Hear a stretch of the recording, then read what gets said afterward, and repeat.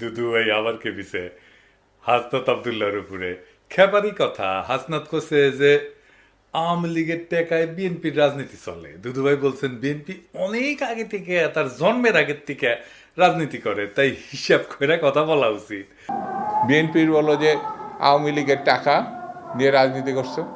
যদি বিএনপির লোকরা প্রস্রাব করে একমাত্র, তাহলে প্রস্রাবের তোরে ভেসে বঙ্গোপসাগরে গিয়ে পড়বো। সব কিছুর একটা সীমা থাকতে হবে। এমন কোনো কথা বলবা না যে কথার দায়িত্ব নিতে পারবা না।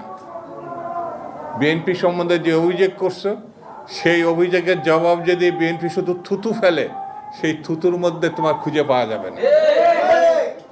সেই জন্য আমি বলবো, হিসাব করে কথা বলা, হিসাব করে চলা, আর গণতান্ত্রিক রীতিনীতি মানা। পোলা পাইন করলে বহুত ব্যর্থ আছে দুদু ভাই। ঠিকই কইছেন, ঠিকই কইছেন। সব জায়গায় দুদু ভাইয়েরা লোক ঢুকেছে, একেবারে ফাউল এগলে।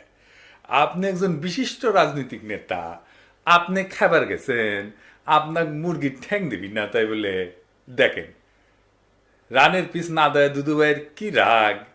ঠিক আছে না? আমি কনফার্ম ওই মেসিয়ান না এনসিপি করে, ছাত্রদের দল করে।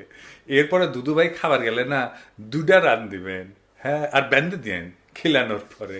উনি খাবি আবার ব্যান্ডেও নিয়ে আসবি। তো আসেন আমরা না ইতিহাস দেখি। দুদু ভাই কইছে মুরব্বী মানুষ তো ইতিহাস দেখা দরকার। তো দুদু ভাই মাঝে মাঝে ফাউল করে আর একটা বাড়ি খায়, কিছুদিন ঠান্ডা থাকে। ওটাই একটা কাজ। বিএনপির জীবনের কি কাজ সেটা অবশ্য জানি না।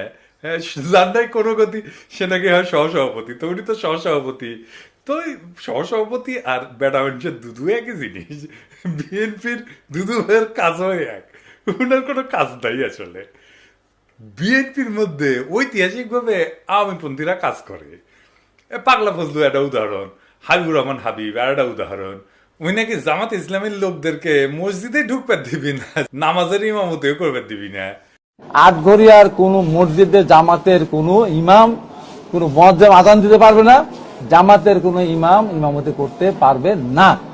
তো এই দুটোই ছাত্রলীগের প্রেসিডেন্ট ছিল। বিএনপির শামুজ্জেম ছাত্রলীগের প্রেসিডেন্ট ছিল পরপর 3বার। মনিরুল হক চৌধুরী আর এক ছাত্রলীগ বিএনপি করে। এমনকি পরপর 2বারের সভাপতি হওয়া কে এম ওবায়দুর রহমান, সেও বিএনপির সাধারণ সম্পাদক ছিল অনেকদিন।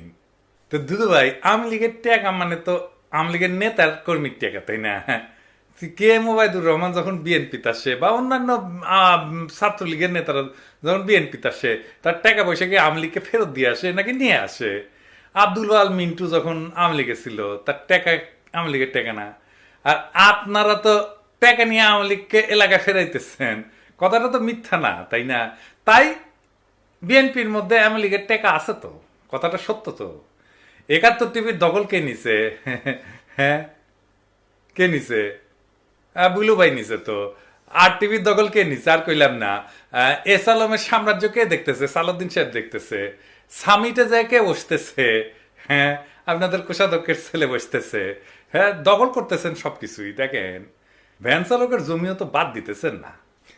1200 বিঘা চিংড়ি ঘের দখল করেছেন। হ্যাঁ, আর দেখামো এডিটর সাহেব দেখাবো না। আচ্ছা ঠিক আছে, আজকে বাদ দিই, আজকে আর না দেখাই। বিএনপির যত দখল সে নিয়ে আলাদা এপিসোড করবো নি। এইটা সাহেব কি কর না কি? ঠিক আছে, আচ্ছা ঠিক আছে, এডিটর কইছে ঠিক আছে। তবে দখল নাকি ন্যায্য অধিকার ফিরে পাওয়া, মির্জা ফখরুল বলছে। এটাতে দখল বলা ঠিক না। আমি বিশ্বাস করি নাই যে এটা কইছে মির্জা ফখরুল ভাই, কিন্তু বিএনপির ভেরিফাইড টুইটার অ্যাকাউন্টে এটার প্রমাণ আছে। দেখা নাই এডিটর সাহেব দেখাই দেন, দেখে দেন। এটা যে ভেরিফাইড টুইটার অ্যাকাউন্ট, এটা দেখে দেন। আওয়ামী লীগের মিছিল করে দিতেছে আপনাদের লোক। আওয়ামী লীগের লোক ছাড়া আপনাদের বিএনপি কার্যালয়ের উদ্বোধন হয় না। দেখেন যে কটা জায়গায় আওয়ামী লীগ মিছিল করেছে সেইগুলো স্থানীয়ভাবে বিএনপির টাকা দেওয়া হচ্ছে, আমরা খবর পেয়েছি। আমাদের কাছে সব খবর আছে। 2-1 জায়গায় বিএনপি ধাওয়া দিছে সত্য, তবে এগুলো স্থানীয় অ্যারেঞ্জমেন্ট। আমি জানি না টাকা না পেয়ে ধাওয়া দিছে কিনা, সেটাও হইতে পারে। আমার ক্ষুদ্র ভ্রাতার ভগিনীতে কই, আওয়ামী লীগ এখন নিষিদ্ধ সংগঠন। মিছিল করতে দেখলে একাই আগায় যাবেন, একা থাকলেও ধাওয়া দিবেন। একা ধাওয়া দিবেন, 2 হাতে 2টা ইটা নিবেন, ইটে নিয়ে ধাওয়া দিবেন। এটা মিছিলে ধাওয়া দিয়ে দেখেন, এগুলো ভিতর ডিম। আপনি একলা ধাওয়া দিলে পলাবে, লিগে রাখতে পারেন। মাইরা হাড্ডি গুঁড়া গুঁড়া করে তেনা বানাই দিবেন, কিচ্ছু হবে না আপনার। নিষিদ্ধ ঘোষিত দলরে মারি দিছেন, বাড়ি দিছেন, কিচ্ছু হবে না। আমি দায়িত্ব নিলাম, কিছু হইলে আমাকে কবেন, আমি দেখবো।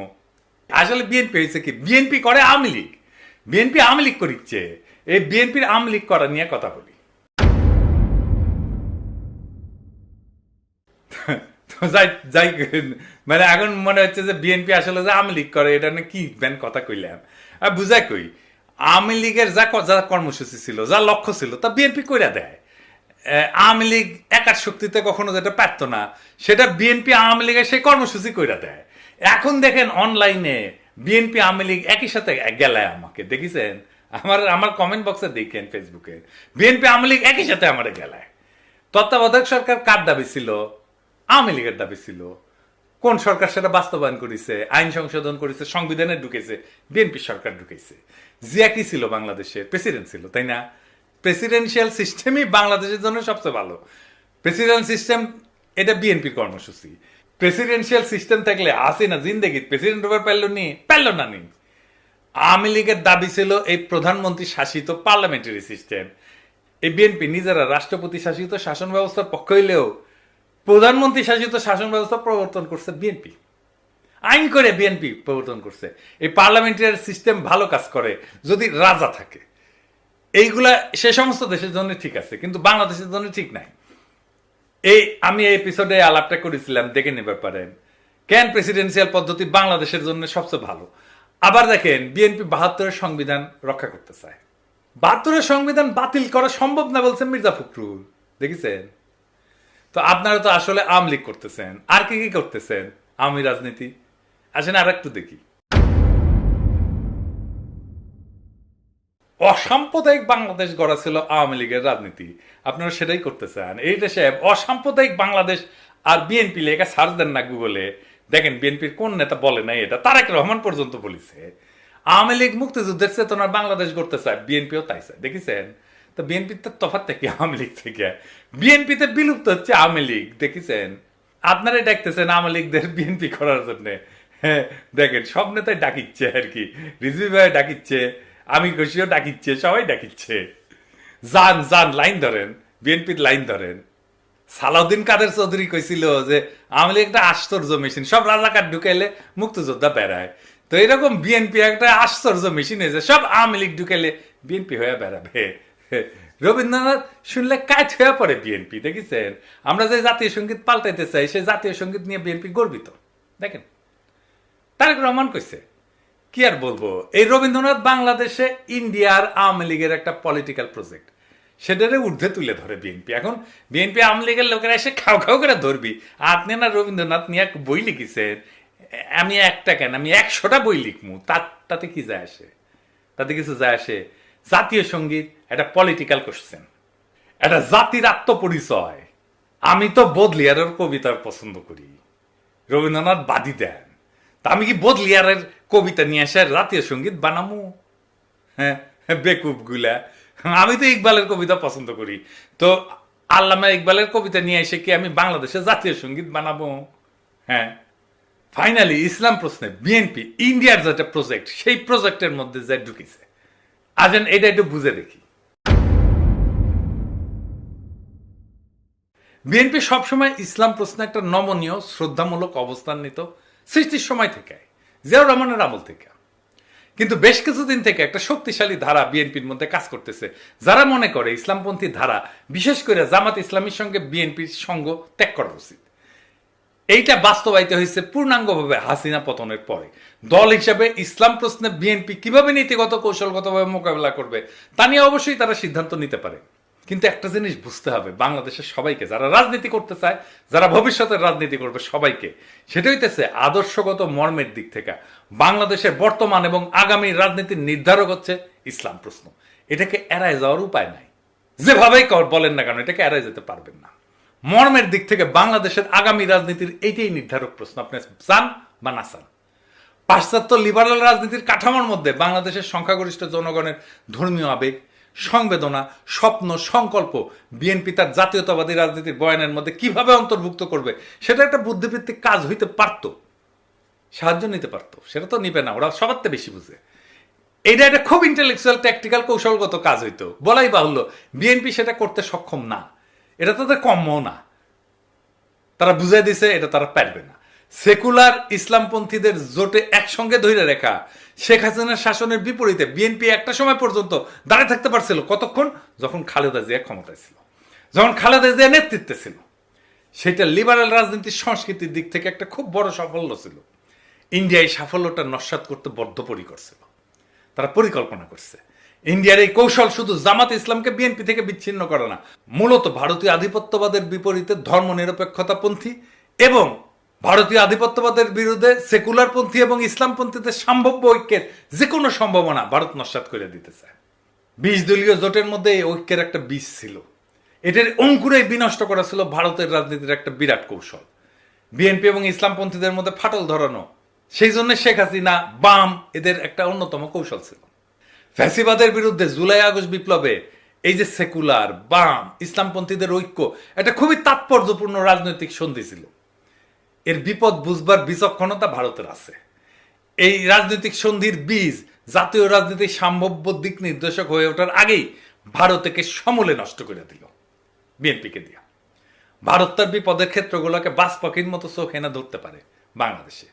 71-এর মুক্তিযুদ্ধে জামাত ইসলামের ভূমিকার বিচার আর বাংলাদেশের ইতিহাস, সমাজ, সংস্কৃতি আর রাজনীতিতে ইসলামের ভূমিকার প্রশ্ন দুইটা আলাদা প্রশ্ন। 1971-এ জামাত ইসলামের ভূমিকার কারণে বাংলাদেশের শক্তিশালী ইসলামপন্থী রাজনীতির উদ্ভব এবং বিকাশ অনেকটা ক্ষতিগ্রস্ত হয়েছে, সেটা আমরা মানি বা না মানি।